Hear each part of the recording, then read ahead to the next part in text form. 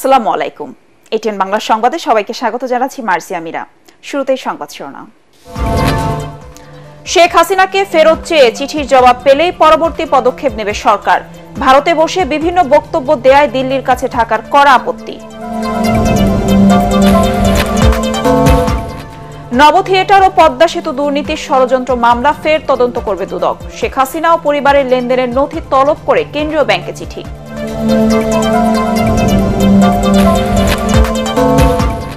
সন্ত্রাসী ও গণহত্যায় জড়িতদের বিএনপিতে জায়গা হবে না, মির্জা ফখরুলের হুঁশিয়ারি। 17 বছর পর কারামুক্ত হলেন সাবেক উপমন্ত্রী আব্দুস সালাম পিন্টু। শুনছিলেন সংবাদ শিরোনাম, এবার বিস্তারিত। সাবেক প্রধানমন্ত্রী শেখ হাসিনাকে ফেরত চেয়ে ভারত সরকারের কাছে পাঠানো চিঠির জবাব পেলেই পরবর্তী পদক্ষেপ নেবে বাংলাদেশ। ভারতে বসে বিভিন্ন দেশে আওয়ামী লীগের সভা সমাবেশে পলাতক সাবেক প্রধানমন্ত্রী বক্তব্য দেয়ায় দিল্লির কাছে কড়া আপত্তিও জানিয়েছে ঢাকা। ব্রিফিংয়ে পররাষ্ট্র মন্ত্রণালয়ের মুখপাত্র রফিকুল আলম এসব তথ্য জানান। এদিকে আলাদা ব্রিফিংয়ে প্রধান উপদেষ্টার প্রেস সচিব শফিকুল আলম বলেছেন, শেখ হাসিনা গত 16 বছরে দেশে চোরতন্ত্র কায়েম করেছিলেন। তাদের সহযোগিতাদের বিচার করার আশ্বাস দেন তিনি। আরও জানাচ্ছেন ইয়াসিন রানা। 5 আগস্ট গণঅভ্যুত্থানের মুখে পালিয়ে ভারতে আশ্রয় নেয়া সাবেক প্রধানমন্ত্রী শেখ হাসিনাকে দেশে ফিরিয়ে এনে আইনের মুখোমুখি করার উদ্যোগ নিয়েছে অন্তর্বর্তী সরকার। এই ধারাবাহিকতায় আন্তর্জাতিক অপরাধ ট্রাইব্যুনাল পতিত এই স্বৈরাচারের বিরুদ্ধে গণহত্যায় অভিযুক্ত করে পরোয়ানা জারি করেছে। ভারত থেকে তাকে দেশে ফেরাতে দিল্লিকে চিঠিও দিয়েছে বাংলাদেশের পররাষ্ট্র মন্ত্রণালয়। কূটনৈতিক সেই চিঠি পাওয়ার তথ্য নিশ্চিত করলেও এখনও ভারত সরকার এর জবাব দেয়নি বলে জানালেন পররাষ্ট্র মন্ত্রণালয়ের মুখপাত্র। সাপ্তাহিক মিডিয়া ব্রিফিংয়ে তিনি অন্তর্বর্তী সরকারের 4 মাসের পুরো বৈদেশিক কার্যক্রমও তুলে ধরেন। ভারতে বসে বিভিন্ন দেশে আওয়ামী লীগের সমাবেশে পলাতক প্রধানমন্ত্রী শেখ হাসিনার বক্তব্য দেওয়ার বিষয়েও দিল্লিকে আপত্তি জানানো হয়েছে বলেও জানান তিনি। কূটনৈতিক পত্রটা হস্তান্তর করা হয়েছে এবং এখন পর্যন্ত আমাদের জানা মতে সরকারি চ্যানেলে আমরা কোনো উত্তর পাইনি। এই মুহূর্তে এটা নিয়ে কোনো মন্তব্য আমরা করব না, বরঞ্চ আমরা অপেক্ষা করব ভারত সরকারের উত্তরের জন্য। সেই উত্তরের উপর ভিত্তি করে বাংলাদেশ সরকারের পরবর্তী পদক্ষেপ নির্ধারিত হবে। এদিকে রাজধানীর ফরেন সার্ভিস একাডেমিতে ব্রিফিং করেন প্রধান উপদেষ্টার প্রেস সচিব শফিকুল আলম। তিনি বলেন, শেখ হাসিনা চোরতন্ত্র কায়েম করেছিল বাংলাদেশে। তার সাথে জড়িতদের মুখোশ খুলে দেওয়ার ঘোষণাও দেন প্রেস সচিব। পতিত স্বৈরাচার শেখ হাসিনা এটাকে ইউজ করেছিলেন বাংলাদেশে ডিসেন্টিং ভয়েসগুলোকে মাজল করার জন্য, মুখ বন্ধ করে দেওয়ার জন্য, বা দেশে একটা ভয়ের পরিবেশ, কেউ যেন তার অপিনিয়নকে ফ্রিলি এক্সপ্রেস করতে না পারেন সেইটাকে বন্ধ করার জন্য। গুম ও বিচার বহির্ভূতভাবে শত শত মানুষকে হত্যা, শাপলা চত্বরের হত্যাকাণ্ড সহ আটকে ওঠার মতো অপরাধের জন্য শেখ হাসিনার বিচার করা হবে বলেও জানান শফিকুল আলম। এটা বাংলাদেশের এক্সিস্টিং লিগ্যাল প্রসেস যতটুকু সম্ভব আমরা সেই অনুযায়ী কাজ করছি। আমরা বারবার আপনাদেরকে বলেছি যে আমরা শেখ হাসিনার এক্সট্রাডিশন চাই এবং সেই অনুযায়ী আপনি দেখেছেন কালকে আমাদের মাননীয় ফরেন অ্যাডভাইজার এই বিষয়ে বলেছে শেখ হাসিনা বিচারের সম্মুখীন হবে। তার বিষয়ে আপনারা দেখেছেন, তার আমরা দেখেছি যে তার ক্রাইমগুলো ভয়াবহ, মানে গত 15 বছরে যেই ধরনের ক্রাইমগুলো হয়েছে বাংলাদেশে, এটা তো চিন্তা করা যায় না। এবং পুরো পৃথিবী এখন হঠাৎ করে ঘুমের থেকে উঠে দেখছে যে তার ক্রাইমটা কি ছিল।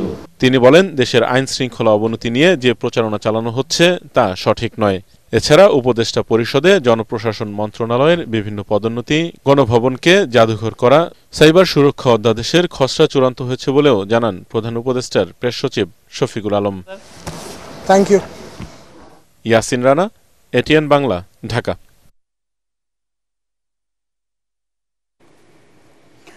সাবেক প্রধানমন্ত্রী শেখ হাসিনার বিরুদ্ধে নব থিয়েটার দুর্নীতি মামলা আবারও তদন্ত করবে দুর্নীতি দমন কমিশন।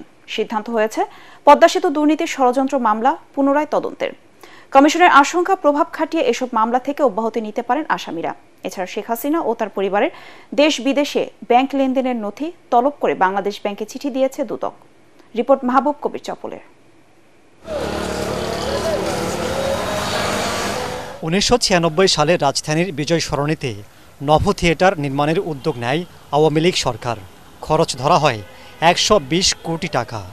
2000 সালে এর ভিত্তিপ্রস্তর স্থাপন করেন তখনকার প্রধানমন্ত্রী শেখ হাসিনা। তবে এটি নির্মাণে ব্যাপক দুর্নীতির অভিযোগ ওঠে। বিএনপি সরকার ক্ষমতায় এসে দুর্নীতির অনুসন্ধান শুরু করে। প্রকল্পে 4 কোটি টাকা অনিয়মের তথ্যে 2002 সালে শেখ হাসিনাকে প্রধান আসামি করে 6 মন্ত্রী ও প্রকল্প সংশ্লিষ্টদের বিরুদ্ধে 3টি মামলা করে দুর্নীতি দমন ব্যুরো।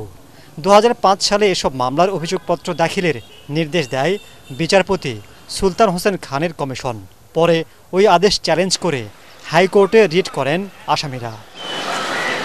2010 সালে বিচারপতি শামসুদ্দিন চৌধুরী মানিকের বেঞ্চ অভিযোগপত্র দাখিলের আদেশকে অবৈধ ও মামলাকে উদ্দেশ্যমূলক বলে রায় দেয়। 2015 সালে নভ থিয়েটার মামলা থেকে শেখ হাসিনা সহ সব আসামিকে অব্যাহতি দেয় দুদক। এখন ওই মামলাটি আবারও তদন্তের সিদ্ধান্ত নিয়েছে কমিশন। এছাড়াও বহুল আলোচিত পদ্মা সেতুর দুর্নীতির ষড়যন্ত্র মামলাটিও পুনরায় তদন্তের সিদ্ধান্ত নিয়েছে দুদক, যেটি দায়ের করা হয়েছিল 2012 সালে। দুর্নীতি হয়নি দাবি করে 2014 সালে মামলাটি নিষ্পত্তি করে দেয় কমিশন। চেয়ারম্যান স্যার যেটা ইনস্ট্রাকশন দিয়েছে, আমরা নথিগুলো খুঁজতেছি, অনেক পুরোনো মামলা তো, কিভাবে কোর্ট অর্ডারে ক্লোজ করছে, কিভাবে তার ফাইন্ডিং দিতে, তারপরে মেরিট গুলো দেখতে হবে, তারপরে হলো কমিশন ডিসিশন নিবে আর কি তোর উপরে। তো তবে নীতিগত সিদ্ধান্ত হয়েছে আর কি এরকম। শেখ হাসিনার বিরুদ্ধে অর্থ পাচারের অনুসন্ধানও জোরদার করছে দুদক। তাঁর এবং পরিবারের দেশ বিদেশে ব্যাংক লেনদেনের তথ্য চেয়ে বাংলাদেশ ব্যাংকের ফিনান্সিয়াল ইন্টেলিজেন্স ইউনিট BFIU-তে চিঠি দিয়েছে সংস্থাটি। এটা অনুসন্ধান কমিটি গঠন করা হয়েছে এবং অনুসন্ধান দলের সদস্যরা দালিলিক প্রমাণাদি সংগ্রহের জন্য বিভিন্ন দপ্তরে পত্র লিখছেন। তথ্যাদি পাওয়ার পরে এগুলি পর্যালোচনা করবেন তারা এবং এটার সাথে অভিযোগ প্রমাণের সহায়ক এবং অভিযোগ সংশ্লিষ্ট যারা থাকবেন তাদেরকে এই বিষয়ে জিজ্ঞাসাবাদ করা হবে। দুদক আইনে সর্বোচ্চ 2 মাসের মধ্যে অনুসন্ধান শেষ করতে হবে দায়িত্বপ্রাপ্ত কর্মকর্তাদের। নিশ্চয়ই আপনাদেরকে সেগুলো জানানো হবে। মাহবুব কবির চপল, ATN বাংলা, ঢাকা। জুলাই আগস্টের আন্দোলনে আশুলিয়ায় 6 শিক্ষার্থীর মরদেহ পুড়িয়ে ফেলার মামলায় ঢাকা 19 আসনের সাবেক সংসদ সদস্য সাইফুল ইসলাম সহ 4 পুলিশ কর্মকর্তার বিরুদ্ধে গ্রেফতারি পরোয়ানা জারি করেছে আন্তর্জাতিক অপরাধ ট্রাইব্যুনাল। বিচারপতি গোলাম মর্তুজা মজুমদারের নেতৃত্বে 3 সদস্যের ট্রাইব্যুনাল এই আদেশ দেন। পরে চিফ প্রসিকিউটর বলেন, 5 আগস্ট 6 শিক্ষার্থীকে গুলি করে হত্যার পর পরিকল্পিতভাবে লাশ পুড়িয়ে ফেলা হয়েছে। সে সময় স্থানীয় সংসদ সদস্য সাইফুল ইসলামের সম্পৃক্ততা পাওয়ায় তার বিরুদ্ধে গ্রেফতারি পরোয়ানা চাওয়া হয়। এছাড়া পরিচয় গোপন রেখে আরও 4 পুলিশ কর্মকর্তার বিরুদ্ধেও গ্রেফতারি পরোয়ানা জারি করা হয়েছে। সাবেক প্রধানমন্ত্রী শেখ হাসিনাকে ফিরিয়ে আনা গেলে বিচার কাজ আরও সহজ হবে বলে জানান চিফ প্রসিকিউটর। এটার কমান্ড রেসপন্সিবিলিটির কারণে উপরের দিকে শেখ হাসিনা সহ স্বরাষ্ট্রমন্ত্রী সহ অন্যরাও আসামি হয়েছেন, তাদের বিরুদ্ধে গ্রেপ্তারি পরোয়ানা জারি হয়েছে। স্পেসিফিক্যালি এই 6 জনকে হত্যা করে লাশ পোড়ানো একটা নৃশংসতম ঘটনা, সেই জন্য এইটাকে আমরা আলাদাভাবে তদন্ত করেছি এবং এইটার সাথে রিলেটেড যে কয়েকজনকে পাওয়া গিয়েছে তাদের বিরুদ্ধে আমরা গ্রেপ্তারি পরোয়ানা চেয়েছি। কিন্তু এর সাথে আরও যারা ইনভলভ আছে, যাদের বিরুদ্ধে তদন্তে আমরা কনক্রিট এভিডেন্স পাবো, তখন তাদের বিরুদ্ধেও কিন্তু আমরা গ্রেপ্তারি পরোয়ানা চাইব। জুলাই গণহত্যার সাথে জড়িত সন্ত্রাসী দুর্নীতিবাজদের বিএনপিতে কোনো জায়গা হবে না বলে হুঁশিয়ারি দিয়েছেন দলের মহাসচিব মির্জা ফখরুল ইসলাম আলমগীর। ঠাকুরগাঁওয়ে দরিদ্রদের মাঝে শীত বস্ত্র বিতরণ করতে গিয়ে তিনি কথা বলেন। এই সময় দ্রুত জাতীয় নির্বাচনের দাবি জানিয়ে মির্জা ফখরুল বলেন, জনগণের নির্বাচিত প্রতিনিধিরাই দেশ চালাবে। এদিকে প্রায় 17 বছর পর কাশিমপুর কারাগার থেকে মুক্তি পেয়েছেন বিএনপির ভাইস চেয়ারম্যান ও সাবেক উপমন্ত্রী আব্দুস সালাম পিন্টু। রিপোর্ট মইনুল হাসানের। তীব্র শীতে কাঁপছে গোটা উত্তরাঞ্চল। দরিদ্র শীতার্থ মানুষের পাশে দাঁড়াতে নিজ জেলার ঠাকুরগাঁয়ে আসেন বিএনপি মহাসচিব মির্জা ফখরুল ইসলাম আলমগীর। নিজস্ব অর্থায়নে পৌর শহরের 2000-এরও বেশি অসহায় মানুষের হাতে কম্বল তুলে দেন বিএনপি মহাসচিব। পরে সাংবাদিকদের তিনি বলেন, দলের নাম ব্যবহার করে কাউকে অপকর্ম করতে দেয়া হবে না। নির্দেশ দেওয়া আছে, আমাদের চেয়ারম্যান সাহেব বলেছেন যে আমরা এই মুহূর্তে যারা সন্ত্রাসী, যারা গণহত্যার সঙ্গে জড়িত হয়েছিল, যারা হত্যা করেছে, দুর্নীতির সঙ্গে জড়িত, তাদের কাউকে বিএনপিতে নেওয়া হবে না। দ্রুত জাতীয় নির্বাচনের গুরুত্ব তুলে ধরে মির্জা ফখরুল বলেন, দেশকে গণতন্ত্রের পথে নিয়ে যেতে জনগণের নির্বাচিত প্রতিনিধির হাতে ক্ষমতা হস্তান্তরের কোনো বিকল্প নেই। দুর্নীতি ফ্যাসিবাদ থেকে উত্তরণ একমাত্র উপায় হচ্ছে একটি গণতন্ত্রকে প্রতিষ্ঠিত করা, অর্থাৎ জনগণের নির্বাচিত যে পার্লামেন্ট, সেই পার্লামেন্ট দিয়ে দেশ পরিচালনা করতে হবে। প্রতিষ্ঠানগুলো যদি নির্মাণ করা যায় গণতন্ত্রের, তাহলে সেটাই হবে সবচেয়ে বড় রক্ষা কবচ। এদিকে প্রায় 17 বছর পর কেন্দ্রীয় কারাগার কাশিমপুর থেকে মুক্তি পেয়েছেন বিএনপির ভাইস চেয়ারম্যান ও সাবেক উপমন্ত্রী আব্দুস সালাম পিন্টু। বিপুল সংখ্যক নেতাকর্মী জেল গেটে তাকে স্বাগত জানান। পরে বিএনপির বেশ কয়েকজন সিনিয়র নেতাকে নিয়ে সংসদ ভবন এলাকায় দলের প্রতিষ্ঠাতা জিয়াউর রহমানের সমাধিতে শ্রদ্ধা জানান কারামুক্ত আব্দুস সালাম পিন্টু। আমাকে রিমান্ডে নিয়ে কারেন্টের শক দিছে, চেয়ারে ঘুরেছে, আমাকে মারপিট করেছে। আমি অজ্ঞান হয়ে কোর্টের বারান্দায় পড়েছিলাম। আমার মা মৃত্যুবরণ করলো, সেই জানাজায় আমাকে যেতে দেওয়া হয় নাই। আওয়ামী লীগ যে কাজ করেছে, আমরা সেই কাজ করব না। আমাদের সহকর্মী গুম হয়েছে, খুন হয়েছে, তাদের পরিবারের কাছে এদের কোনো জবাব আছে? যারা এই জুলাই আগস্টে নিহত হয়েছে, আহত হয়েছে, তাদের কাছে কোনো জবাব আছে? আর এর কোনো জবাব না দিয়ে জনগণের সামনে আসার কোনো অধিকার তাদের নাই। একজন অপরাধীকে সঙ্গ দেওয়ার জন্য, তার পক্ষ অবলম্বনের জন্য ভারত এমন কিছু করবে না যাতে তার গণতান্ত্রিক যে চরিত্র বা গণতান্ত্রিক যে পরিচিতি সেটা নষ্ট হয়। 21 আগস্ট গ্রেনেড হামলা মামলায় ফাঁসির দণ্ড থেকে আব্দুস সালাম পিন্টুকে সম্প্রতি খালাস দেয় হাইকোর্ট। মইনুল আহসান, এটিএন বাংলা, ঢাকা। জনগণের ভোটে নির্বাচিত আগামী জাতীয় সংসদ বর্তমান সংস্কার কমিশনের প্রস্তাব ও 31 দফা নিয়ে সবার সাথে আলোচনার মাধ্যমে রাষ্ট্র সংস্কার ইস্যুতে সিদ্ধান্ত নেবে বিএনপি। চেয়ারপারসনের গুলশান কার্যালয়ে সমমনা দল, গণফোরাম ও গণ অধিকার পরিষদের একাংশের সাথে বৈঠক শেষে কথা বলেন বিএনপি স্থায়ী কমিটির সদস্য আমির খসরু মাহমুদ চৌধুরী। তিনি বলেন, রাজনৈতিক, অর্থনৈতিক ও আন্তর্জাতিক নানা সংকট সমাধানে অতি দ্রুত জাতীয় নির্বাচনের মাধ্যমে জনগণের নির্বাচিত প্রতিনিধির হাতে ক্ষমতা হস্তান্তরের বিকল্প নেই। দেশ বিদেশে বাংলাদেশের বিরুদ্ধে নানা ষড়যন্ত্রের আশঙ্কা জানিয়ে তা মোকাবেলায় জাতীয় ঐক্য ধরে রাখার উপর জোর দেওয়া হয় বৈঠকে।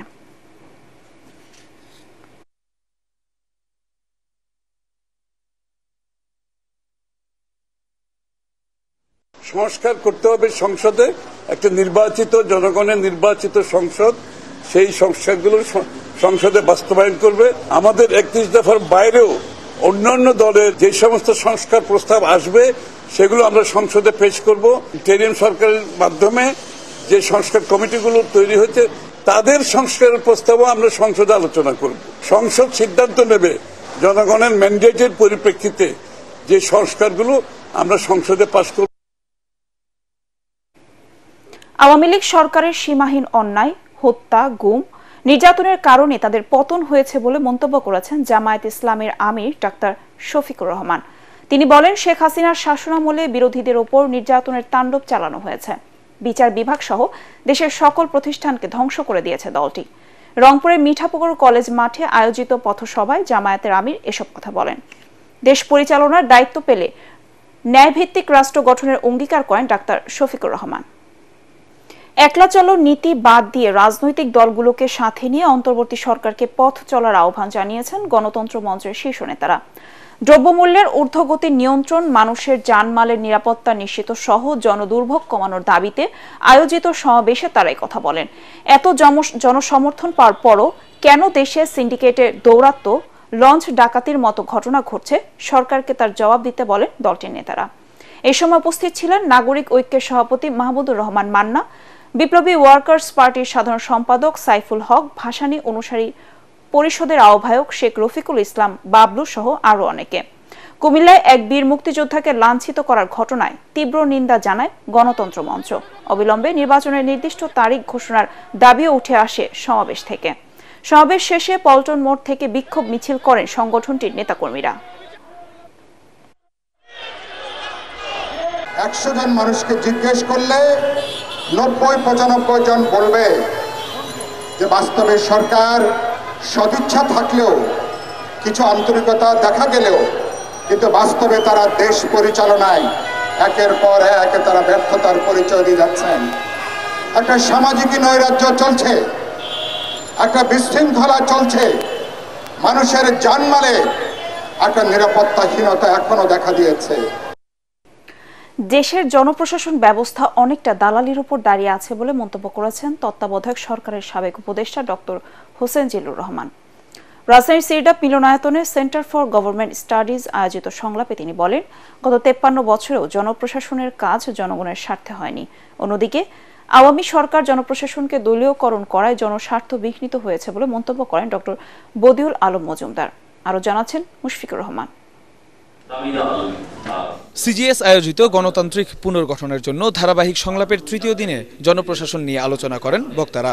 এতে নির্বাচন ব্যবস্থা সংস্কার কমিশনের প্রধান ডক্টর বদিউল আলম মজুমদার বলেন, জনপ্রশাসনের উচিত জনগণের স্বার্থে কাজ করা। 2007-8-এর সিন্ড্রোমে ফিরে যাচ্ছি, যে তখন সংস্কার একটা গালিতে পরিণত হয়েছিল, যে সংস্কারবাদী কি আফসোস।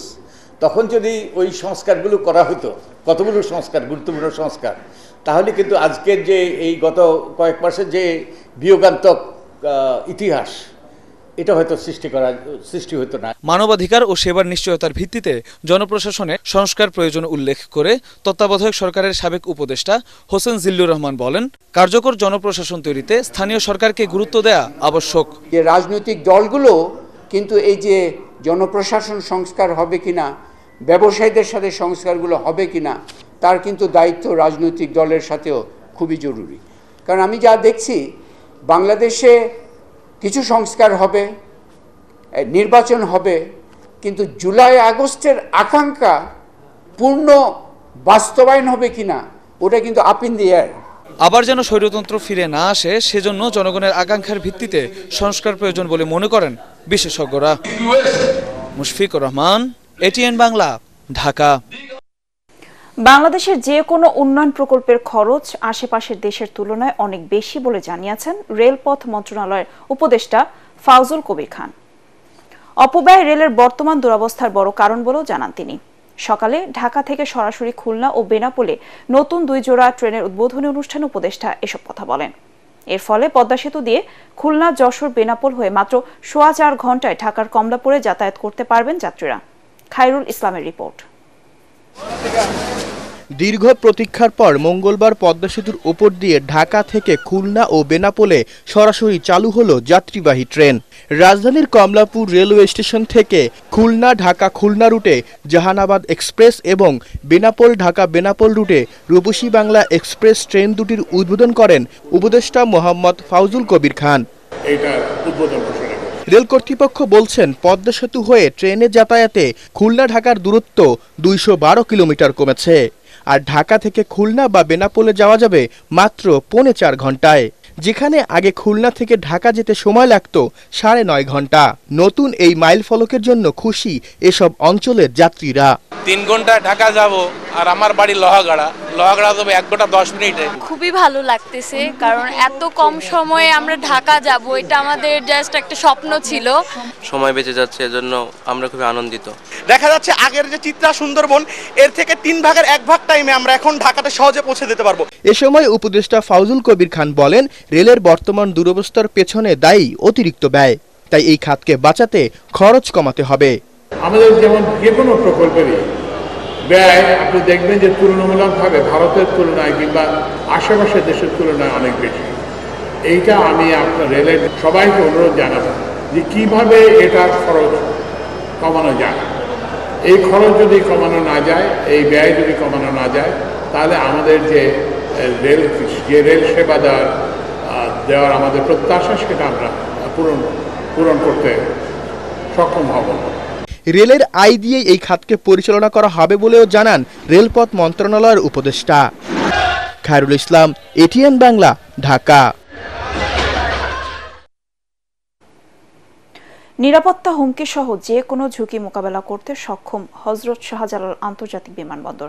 বিমানবন্দরে বিভিন্ন বাহিনী ও সংস্থার যৌথ নিরাপত্তা মহড়া শেষে কথা জানান বেসরকারি বিমান চলাচল কর্তৃপক্ষ বা বেবিচক চেয়ারম্যান। দ্রুততম সময়ের মধ্যে নিরাপত্তা ঝুঁকি মোকাবেলার সক্ষমতা বৈশ্বিক পরিমণ্ডলে তুলে ধরার আশাবাদ জানান তিনি। তরিক ইসলামের রিপোর্ট। প্রথম দেখায় হযরত শাহজালাল আন্তর্জাতিক বিমানবন্দরে বিভিন্ন বাহিনীর এমন কার্যক্রম দেখে অবাক লাগলেও এটি আসলে কোনো হুমকি বা দুর্ঘটনা রোধে যৌথ মহড়া। যেখানে একটি বিমানে বোমার মতো বস্তু আছে এমন তথ্য কন্ট্রোল রুমে জানানো হলে সেখান থেকে বিমান ও তার যাত্রীদের সুরক্ষার প্রতিটি ধাপ তুলে ধরা হয়। আন্তর্জাতিক বেসামরিক বিমান চলাচল কর্তৃপক্ষ আইকার নিয়ম অনুযায়ী প্রতি 2 বছর পর পর সকল আন্তর্জাতিক বিমানবন্দরে অনুষ্ঠিত হয় এই নিরাপত্তা মহড়া। এতে অংশ নেন বিভিন্ন বাহিনীর প্রায় 200 প্রশিক্ষিত সদস্য। এই মহড়া থেকে ফিডব্যাক নিয়ে আরো উন্নতি করার চেষ্টা করব আমরা। এটি আমাদের ব্যক্তিগত নয়, বরং সমষ্টিগত দায়িত্বশীলতার মানকে আরো সুসংহত করবে। প্রশিক্ষণ ও নিয়মিত মহড়ার মাধ্যমে বিমানবন্দরের ঝুঁকি চিহ্নিত ও আন্তর্জাতিক মানের সেবা নিশ্চিতের কথা জানান বেবিচক চেয়ারম্যান। ব্যক্তিগত স্বার্থ, গোষ্ঠীর স্বার্থ বা কোনো পার্টিকুলার সংস্থার স্বার্থ থেকে আমার দেশের স্বার্থ, আমার জনগণের স্বার্থ এবং আমার যাত্রীর সন্তুষ্টিতে আমাদের সর্বোচ্চ অধিকার দিতে হবে এবং নিরাপত্তার ব্যাপারটা আমাদের দেখতে হবে। এটা মাথায় রেখে ছোটখাটো ক্ষুদ্রতা পরিত্যাগ করে একসাথে মিলেমিশে এই বাংলাদেশকে এগিয়ে নিয়ে যেতে হবে। মহড়ায় বিমান বাহিনী প্রধান, বেবিচক, বেসরকারি বিমান পরিবহন ও পর্যটন সহ বিভিন্ন বাহিনীর ঊর্ধ্বতন কর্মকর্তারা উপস্থিত ছিলেন।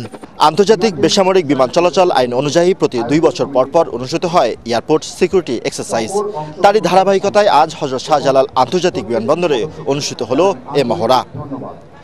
যে কোনো ধরনের ঝুঁকি মোকাবেলায় হযরত শাহজালাল আন্তর্জাতিক বিমানবন্দরের আজ এই মহড়া বৈশ্বিক পরিমণ্ডলে বাংলাদেশকে নিয়ে যাবে নতুন উচ্চতায়। তরিক ইসলাম, হযরত শাহজালাল আন্তর্জাতিক বিমানবন্দর, ঢাকা। তাবলিগ জামাতে সাতপন্থীদের সকল কার্যক্রম আগামী 24 ঘন্টার মধ্যে রাষ্ট্রীয়ভাবে নিষিদ্ধ করার দাবি জানিয়েছেন জুবাইরপন্থীরা। নইলে বৃহস্পতিবার সকাল থেকে রাজধানীতে অনির্দিষ্টকালের জন্য অবস্থান কর্মসূচি পালন করবেন তারা।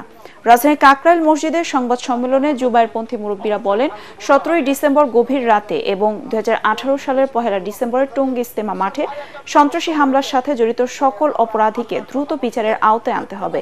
এছাড়া কাকরাইল মার্কাজ ও টঙ্গী ইজতেমা মাঠ সহ তাবলিগের সকল কার্যক্রম শুরাই নিজামের অধীনে পরিচালিত হওয়ার বিষয়টি রাষ্ট্রীয়ভাবে নিশ্চিত করার দাবিও জানান তারা। আমাদের এই অবস্থান কর্মসূচি অবশ্যই শান্তিপূর্ণ হবে এবং রাস্তা বন্ধ হবে না, জনদুর্ভোগের কোনো কারণ হবে না, যাতে করে শান্তিপূর্ণ উপায়ে আমাদের সকল দাবিগুলো আদায় হয়। সেজন্য আপনাদের সকলের সর্বাত্মক সহযোগিতা কামনা করছি। বাংলাদেশ চীন কূটনৈতিক সম্পর্কের 50তম বার্ষিকীকে সামনে রেখে যাত্রা করল আপন মিডিয়া ক্লাব। দুদেশের গণমাধ্যমের মধ্যে নিবিড় যোগাযোগ ও বন্ধুত্ব স্থাপনের উদ্যোগ নেবে এই ক্লাব। জাতীয় প্রেস ক্লাবে উদ্বোধনী অনুষ্ঠানে বাংলাদেশ ও চীনের গণমাধ্যমের মধ্যে সহযোগিতা বাড়াতে বাংলাদেশ চলচ্চিত্র সাংবাদিক সমিতি, ফটো জার্নালিস্ট অ্যাসোসিয়েশন এবং জাতীয় প্রেস ক্লাবের সাথে চায়না মিডিয়া গ্রুপের চুক্তি সই হয়। এ সময় ঢাকায় নিযুক্ত চীনের রাষ্ট্রদূত বলেন, দুদেশের মানুষের মধ্যে সম্পর্ক স্থাপন ও যোগাযোগ বাড়াতে এমন উদ্যোগ কার্যকর ভূমিকা রাখবে। অনুষ্ঠানে অন্যান্যের মধ্যে প্রধান উপদেষ্টার প্রেস সচিব শফিকুল আলম, সিএমজি বাংলা বিভাগের পরিচালক ইউ কোয়াং ইউয়ে উপস্থিত ছিলেন।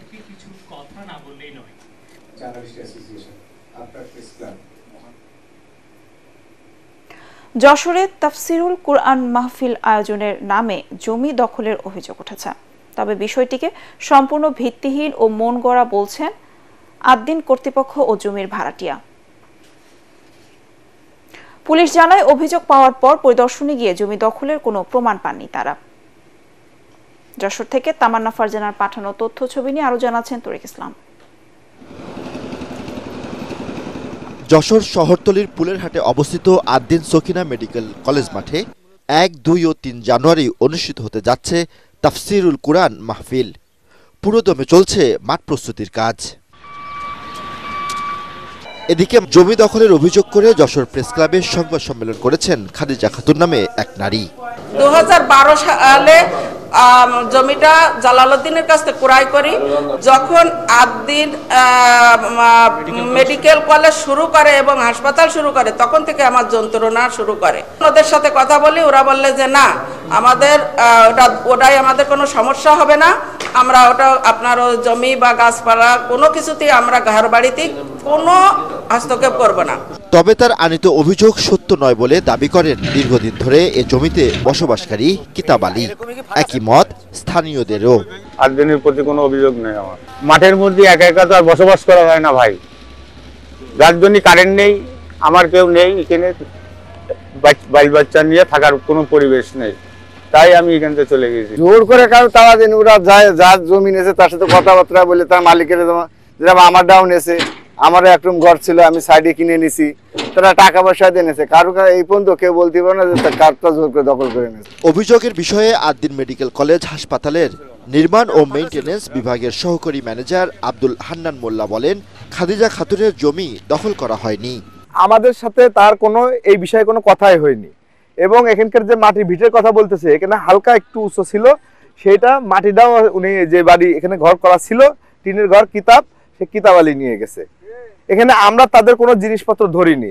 আদ্দিন ওয়েলফেয়ার সেন্টারের manager legal advocate Abu Bakar Siddiqui বলেন, খাদিজার অভিযোগ সম্পূর্ণ মিথ্যা ও ভিত্তিহীন।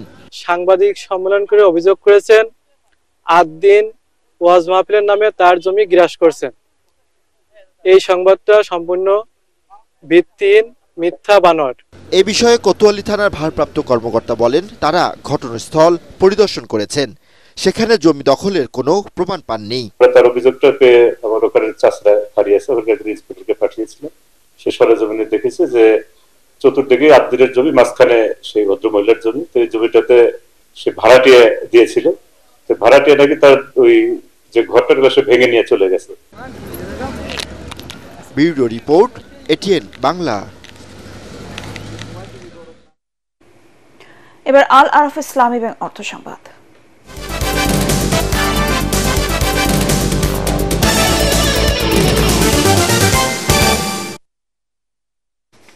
ওয়ালটন ও সেফ ইলেকট্রিক্যাল অ্যাপ্লায়েন্সের বার্ষিক পরিবেশক সম্মেলন অনুষ্ঠিত হয়েছে।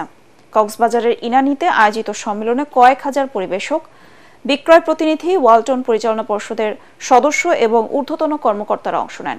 অনুষ্ঠানে উদ্বোধন করেন ওয়ালটন হাইটেক ইন্ডাস্ট্রিজ পিএলসির চেয়ারম্যান এস.এম. শামসুল আলম ও ব্যবস্থাপনা পরিচালক এস.এম. মাহবুবুল আলম। সম্মেলনে পরিবেশকদের ওয়ালটনের পণ্য বিক্রি আরও বাড়াতে সময়োপযোগী বাজার গবেষণা, বিপণন ও ব্যবসায়িক কলাকৌশল নিয়ে দিক নির্দেশনা দেন কর্মকর্তারা। এ সময় জনপ্রিয় চিত্রনায়ক ও ওয়ালটনের সিনিয়র এক্সিকিউটিভ ডিরেক্টর আমিন খানের সঞ্চালনায় সাংস্কৃতিক পরিবেশনায় অংশ নেন বিখ্যাত কৌতুক অভিনেতা আবু হেনা রনি। সত্যি আমি খুবই আনন্দিত।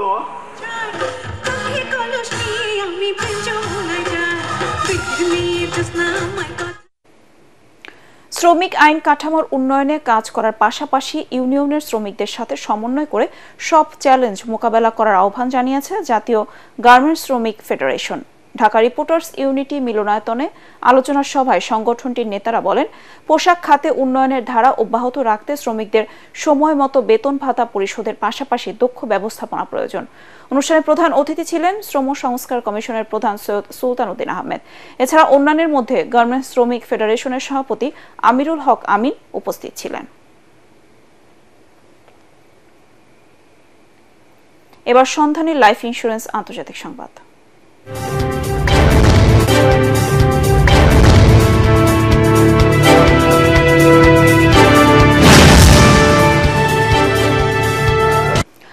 প্রায় 5 মাস পর ফিলিস্তিনের স্বাধীনতাকামী গোষ্ঠী হামাসের সাবেক প্রধান ইসমাইল হানিয়াকে হত্যার কথা স্বীকার করেছেন ইসরায়েলের প্রতিরক্ষা মন্ত্রী ইসরায়েল কাশতস।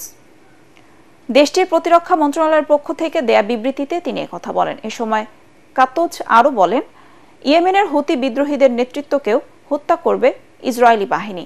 তিনি জানান, তেহরান, গাজা ও লেবাননে হানিয়া, ইয়াহিয়া সিনওয়ার ও হাসান নাসরুল্লাহর ক্ষেত্রে যা করা হয়েছে ঠিক সেটাই হোদেইয়া ও সানায় করবে ইসরায়েল।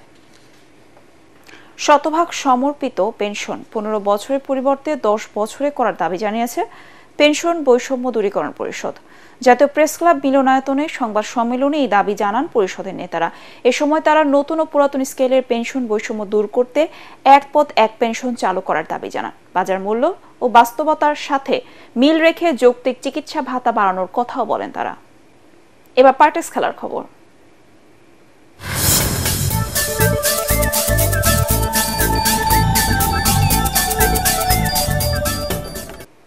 চ্যাম্পিয়ন্স ট্রফি যে হাইব্রিড মডেলে হবে সেটা আগেই জানিয়েছিল আইসিসি। এবার তারা ঘোষণা করল প্রতিযোগিতার সূচি। 19 দিনের এই প্রতিযোগিতার উদ্বোধনী ম্যাচে করাচিতে আগামী 19 ফেব্রুয়ারি স্বাগতিক পাকিস্তানের মুখোমুখি হবে নিউজিল্যান্ড। 20 ফেব্রুয়ারি দুবাইয়ে ভারতের বিপক্ষে খেলবে বাংলাদেশ। চিরপ্রতিদ্বন্দ্বী ভারত পাকিস্তান লড়াই হবে 23 ফেব্রুয়ারি দুবাইয়ে। আর 9 মার্চ প্রতিযোগিতার ফাইনাল হবে লাহোরে। তবে ভারত ফাইনালে গেলে খেলা হবে দুবাইয়ে। শেষ করার আগে সংবাদ শিরোনাম আরেকবার। শেখ হাসিনাকে ফেরত চেয়ে চিঠির জবাব পেলেই পরবর্তী পদক্ষেপ নেবে সরকার। ভারতে বসে বিভিন্ন বক্তব্য দেয়ায় দিল্লির কাছে ঢাকার কড়া আপত্তি। নব থিয়েটার ও পদ্মা সেতু দুর্নীতির ষড়যন্ত্র মামলা ফের তদন্ত করবে দুদক। শেখ হাসিনা ও পরিবারের লেনদেনের নথি তলব করে কেন্দ্রীয় ব্যাংকে চিঠি।